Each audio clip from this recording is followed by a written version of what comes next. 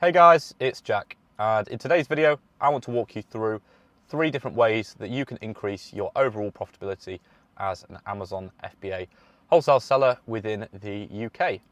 So as a wholesale seller within the UK, you should probably expect your margin pre-VAT registration to be around about the 25% plus mark, and after VAT registration anywhere from 15 to 18 or 20% gross is acceptable for wholesale within the UK.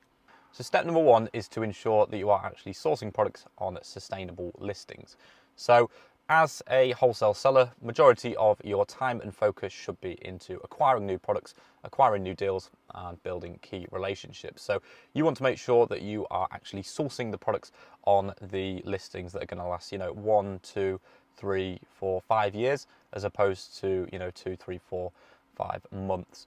And this is going to massively increase your profitability because your time is only required once up front, and then all you have to do is replenish the item after. Whereas if you're constantly just chasing the next deal and chasing the next product, and you're constantly going through, your product turnover rate is every 2 to 3 to 4 months. It's going to cost you so much money and time in just trying to find these new deals, and you're just going to be subject to price tankers, subject to all these different kind of things. Typically on these more longer lasting and longer term listings, the pricing history is going to be much more stable, the competition history is going to be much more stable, and you're not going to be subject to what we call price tanking. It's going to make your overall business much more predictable, much more consistent, and ultimately much more profitable.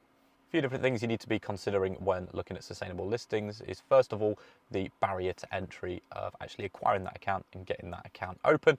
Second of all is how much and how well you've actually managed to negotiate the pricing.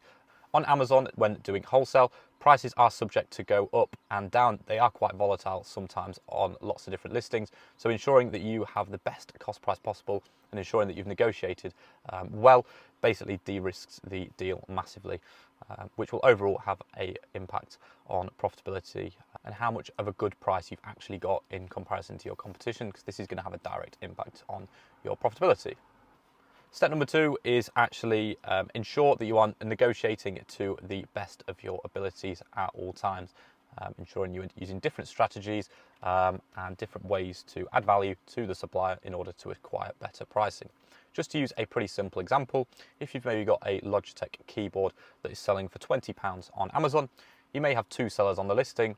This is just a really basic example, but one seller may be buying the keyboard for £10, the other may be buying the keyboard for £5. The person who's buying the keyboard for £5 is going to be obviously making way more margin.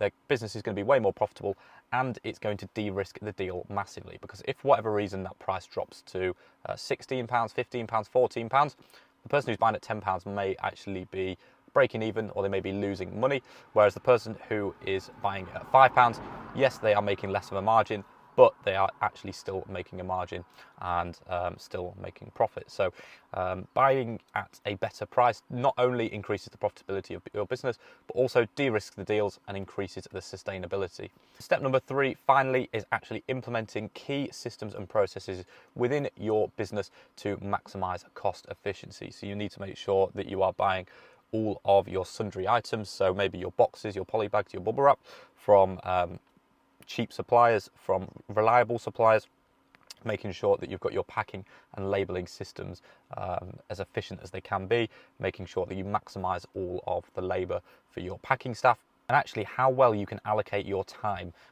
to the high value tasks in your business will actually have a direct impact on the profitability. Because if you're constantly getting tied up in the day-to-day operations, in the low value admin tasks, you're not going to be driving the business forward, you're not going to be using your time effectively, and ultimately that is going to have an impact on how many deals you can find, how much finance you're able to raise, and ultimately just how far you are able to propel the business forward. So actually being able to allocate your time correctly, being able to delegate the low value tasks is going to have a direct impact on how profitable your business is long term, and ultimately just how sustainable it is, as well as the profitability. Because it's important not to just look at profitability of the business, but also sustainability. You don't want a business to be up here one month and then down here the next, and then here and then here. You want it to be as smooth sailing as it can be, to ensure that you can predict overheads, to ensure that you can make as much profit as possible. So obviously there are lots of other different external factors and lots of other different ways to increase profitability, but those are just a few ways that I think are important, especially when you are in the early stages of your Amazon business. If you've got any other video ideas or any other questions, please feel free to pop them in the comments. And if you are an Amazon FBA seller in wholesale within the UK who is looking to scale their business, implement systems and processes, raise finance, acquire good deals, and ultimately just build a 7-figure Amazon business, check out the link in the description below and we might be able to help you with your Amazon business. Thank you for watching the video. I will see you in the next one.